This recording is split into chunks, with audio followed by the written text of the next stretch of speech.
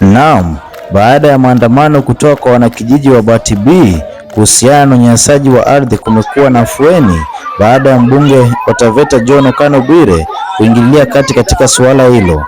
Aidha, katika mkutano huo wanakijiji wameelezea ghadhabu yao kutokana na maafisa wa kiserikali ambao wameingilia kati kwa ajili kuona kwamba wanakijiji wanaweza kunyanyasika kutokana na mashamba yao. Walikuwa nje ya hii shamba, ambao hawakuwa ndani, walikuwa wafanye kitu inaitwa application. Maana ya ofisi ni keep records. Tunataka watu wa lands leo wakija watuletee application ya Maxine Njuguna akiapply kutaka hii sehemu. Hiyo application leo tunataka kuiona na nini? Na macho. Pili, kuna rates lazima ulipe. Wale walikuwa na apply, hizo vitu zote, receipt zote ziletwe hapa. Na ili upate title deed kuna process jamani. Hapa hivi kuna mradi unaitwa KISIP unaendelea hapa Brandogo. Akasema, alisemaje? Alisema na pete 7 wenye wamecheza naye wako chini na majeneza hajaishi.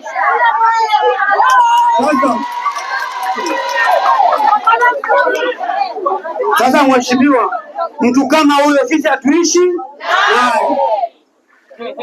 Mimi nini ulikuwa bado mwanafunzi mdogo sana nikiwa hapa nafanya kazi.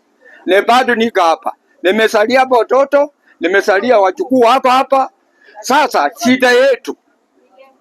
shida yetu tunataka utusikilize. Sababu nafikiri tulikuja kuturudi wakati tulikuja ukawa pisi, ukawa mambo mengi hatutaki sana. Jambo la kwanza, wale watu umesikia wawili. Tafadhali tulikuwa naomba, sijui kwa nini huku tena watu wa land. Tulitaka tujue huyu mama land title deed amepata, alipataje? Na sisi tumesaliwa hapa, tumezaa watoto hapa, na tuliacha hapa na mheshimiwa Criticals akijua hao walikuwa watu wangu, ametuacha hapa.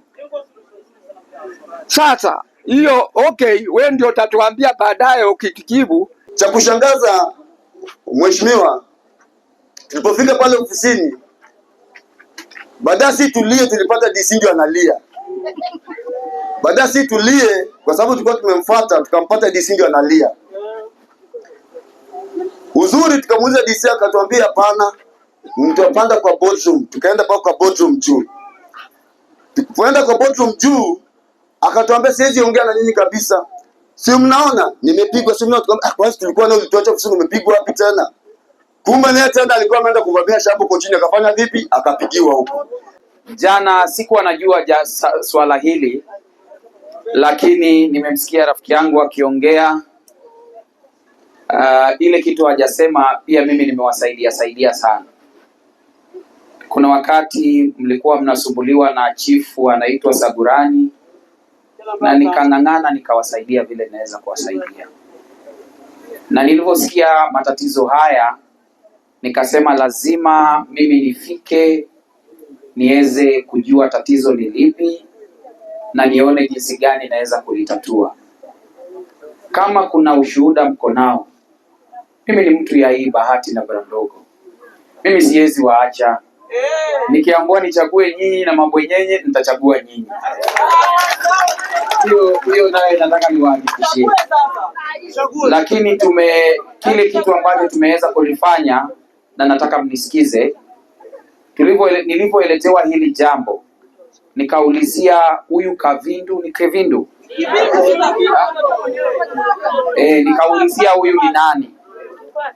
Mimi mwenyewe nikaenda, nataka mnisikilize, nikaenda nikamtafuta. Nikamuuliza kwa nini unataka kufukuza watu wangu kwa shamba ambayo wamekuwa wamezaa watoto wao hapo, wamejua hapo ndio nyumbani kabisa. Akanielezea yale aliyenielezea. Nikampatia option yangu, na mimi najua tumekubaliana hivi kwamba mimi nitampatia pesa taslim shilingi 100,000. Hii shamba ipatiwe wale ambao wanaishi hapa, na mimi nitawasaidia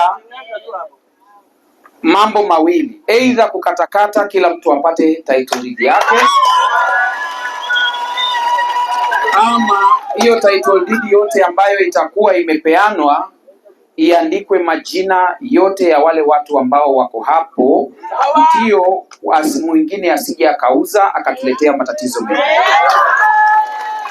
Kwa hivyo tatizo la hili mimi nimeshatatua kama mtoto wenu, na nimetoa pesa zangu mwenyewe mfukoni, na tumekubaliana kile nilikuwa nataka akuje aseme, na tukiwa tumekubaliana pia huyo mama ambaye alifukuzwa aregeshwe kwa shamba yake, yeye yule arudi, kwa sababu sisi tumeshakubaliana. Hivyo ndio tumekubaliana, tumeketi tukakubaliana. Kotini, twende tutoe hiyo kesi huko. Amen.